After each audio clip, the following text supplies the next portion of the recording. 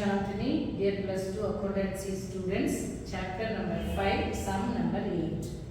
இதில் என்னன்னா computation of sacrificing ratio and new profit sharing ratio.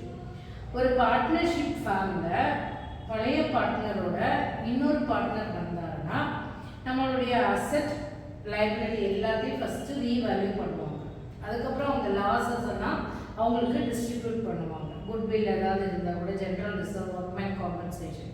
அப்புறம் நியூ ரேஷியோ கண்டுபிடிப்பாங்க. ஏன்னா புது பார்ட்னர் வந்திருக்காரு, அவருக்கு எல்லா ரேஷியோவும் ஈக்குவலாக இருக்கணுங்கிறதுக்காக they have to find out the new ratio.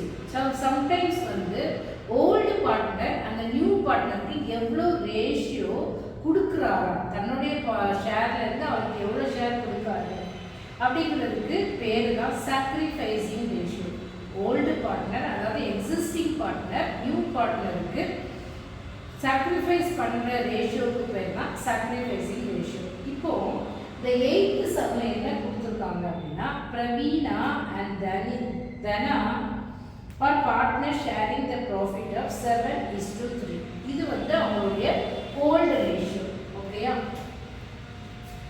Old ratio யாருக்கு? நம்ம பிரவீனா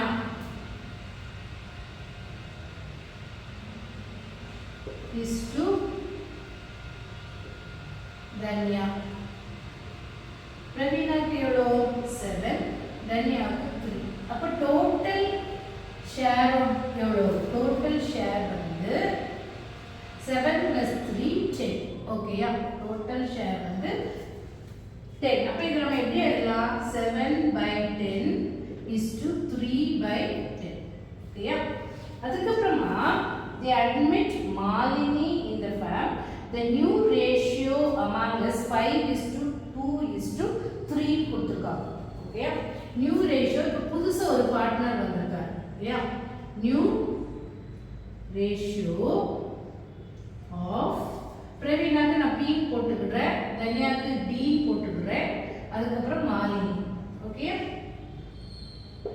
தன்யாக்கு எவ்வளோ ரேஷியோ கொடுத்துருக்காங்க புதுசு?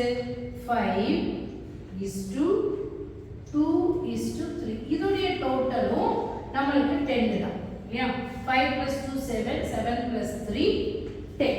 இப்போ இந்த சம்மை பொறுத்தவரை we have to find out the sacrificing ratio. Calculate the sacrificing ratio. அப்போ sacrificing ratio is equal to, அதுக்கு ஒரு ஃபார்முலா இருக்கு. Sacrificing ratio is equal to old ratio minus new ratio. Okay, இதுதான் அதோட ஃபார்முலா. இப்போ பழைய பார்ட்னர் இவங்க ரெண்டு பேருக்கும் நம்ம என்ன பண்ணலாம்? First volt ratio minus new ratio. புது பார்ட்னருக்கு எவ்வளவு கொடுக்குறாங்க, அதுதான் எவ்வளோ சாக்ரிஃபைஸ் பண்றாங்க, அதான் சாக்ரிஃபைசிங் ரேஷியோ. இது பிரவீனா எவ்வளோ வந்து மாலினி கொடுக்குறாங்க, தன்யா எவ்வளோ மாலினி கொடுக்குறாங்க, அதுதான் நம்ம கண்டுபிடிக்க போகிறோம். இப்போ எல்லாமே ஈக்குவலாக இருக்கு, அதாவது பழைய ரேஷியோவும் புது ரேஷியோடைய டோட்டலும் ஈக்குவலாக இருக்கு. அதனால நமக்கு பிரச்சனையே இல்லை. டைரக்டாக நம்ம என்ன செஞ்சிடலாம்? மைனஸ் பண்ணிடலாம். இவங்களுக்கு எவ்வளோ? ஃபர்ஸ்ட் நம்ம பிரவீனா கண்டுபிடிக்கணும். பிரவீனா எவ்வளோ மாலினிக்கு கொடுத்துருக்காங்க அப்படின்னா ஃபர்ஸ்ட் அவங்களுடைய volt ratio 7/10 minus new ratio எவ்வளோ? 5. 7 ஷேர் வச்சுருக்கவங்களுக்கு இப்போ 5 ஷேர் தான் வந்திருக்கு. அப்போ 5 டோட்டல் 10. அப்போ மீதி எவ்வளோ வருது? 2/10. அப்போ பிரவீனா மாலினிக்கு எவ்வளோ கொடுத்துருக்காங்க? 2/10 கொடுத்துருக்காங்க. இப்போ தன்யா எவ்வளோ கொடுத்துருக்காங்க? தன்னுடைய ஓல்ட் ரேஷியோ என்ன? 3/10. அவங்க நியூ ரேஷியோ என்ன? இது அதான் அவங்க நியூ ரேஷியோ. New ratio 2/10. இப்போ 3 ஷேர் வச்சிருக்கிறவங்களுக்கு இப்போ புதுசா ஒரு பார்ட்னர் வந்தோன்னா ஷேர் வந்து 2 ஆகும். அப்போ 1/10.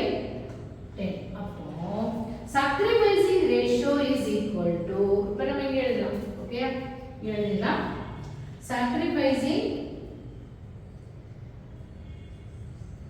ratio is equal of பிரவீனாக்கு B போடுற, தன்யாக்கு D போடுற. ஓகே is equal to எவ்வளோ? இங்க இவங்க 2 கொடுத்துருக்காங்க, இவங்க 1. அப்போ 2:1. ஏன் 2:1 டைரக்டா நான் எழுதிடுறேன்? ரெண்டு பேஸும் ஈக்குவலா இருக்கு. தன்யா பிரவீனா உடைய பேஸ் 10 உடைய டோட்டல் ஷேர் ஈக்குவலா இருக்கிறதுனால நான் டைரக்டா 2:1 எழுதிடுறேன்.